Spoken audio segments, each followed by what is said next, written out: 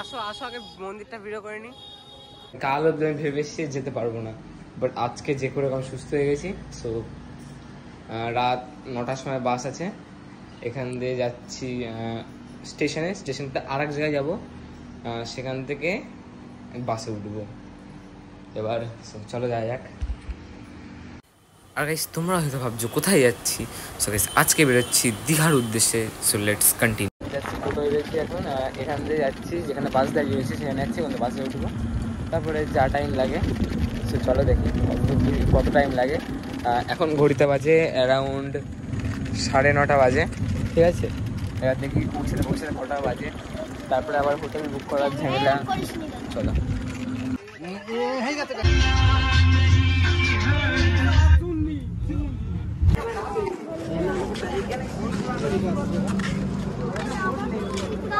এখন বাজে 3:26। এখন আবার কোলাঘাটেতে ছাড়বে, কোলাঘাটে একটু ব্রেক নেওয়ার জন্য দাঁড়িয়েছিল বাস।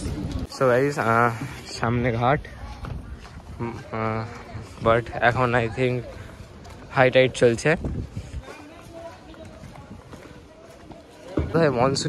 মনসুনে আসলে একদম আলাদা এক্সপিরিয়েন্স থাকে।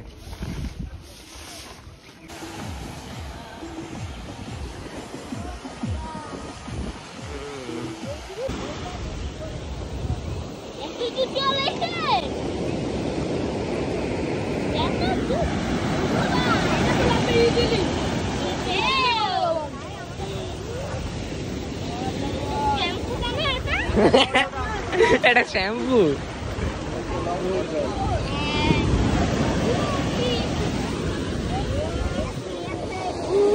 So finally, after many problems, I had reached Digha.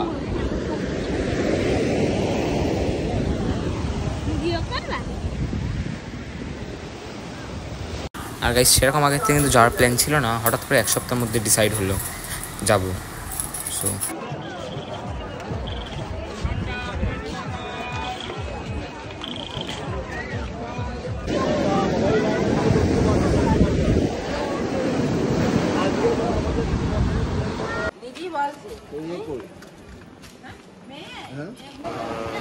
যেই বিচটা আমরা এখন রয়েছি এটা হচ্ছে গাইস দীঘার মোহনা নামের বিচ। আর এই জায়গাটা কিছুটা এরকম।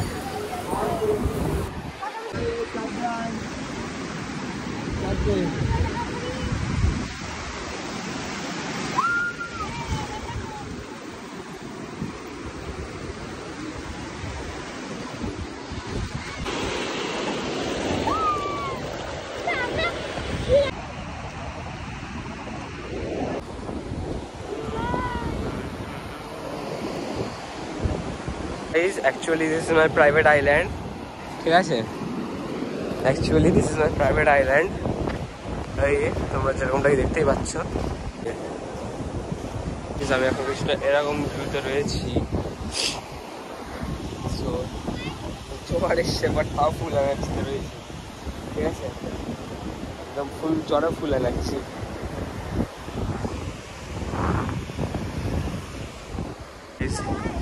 ভিউটা চেক আউট করো, দাঁড়া না। আর গাইস এটা হচ্ছে সেই নতুন দীঘার জগন্নাথ ধাম মন্দির, যেটা কিনা সবাই নতুন প্রতিষ্ঠিত হলো। আর মন্দিরটা কিন্তু সত্যি ভাই রাত্রিবেলায় খুব সুন্দর লাগে, সকালবেলায় খুবই সুন্দর লাগে। আর মানে মন্দিরটা বেশ ভালোই, অনেকটা জায়গা জুড়ে, যেমনটা কি তোমরা দেখতে পাচ্ছ। আর এখনও যে মেইন মন্দিরটা মানে মেইন গেট যেটা, এখন ওটা খুলিনি, এখন ওটা দেখলাম তালা মারা। আর সকালবেলায় তেমন একটা ভিড় থাকে না, বাট রাত্রিবেলায় এখানে ভালোই ভিড় আছে মোটামুটি একটা। সো চলো। আর গাইস যেহেতু ভিতরে ভিডিও করা বারণ ছিল, তাই আর জোর টোর করিনি, বাইরের থেকে যা ভিডিও ফটো তুলেছি, ঠিক আছে। চলো।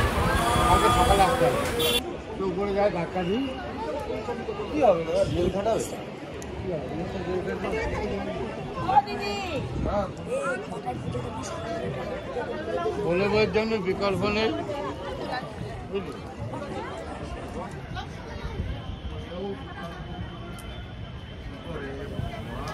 দেখো পতাকাটা কি সুন্দর লাগছে। আর গাইস বৃষ্টির কারণে কিন্তু মানে চারিদিক জল জল হয়ে রয়েছে।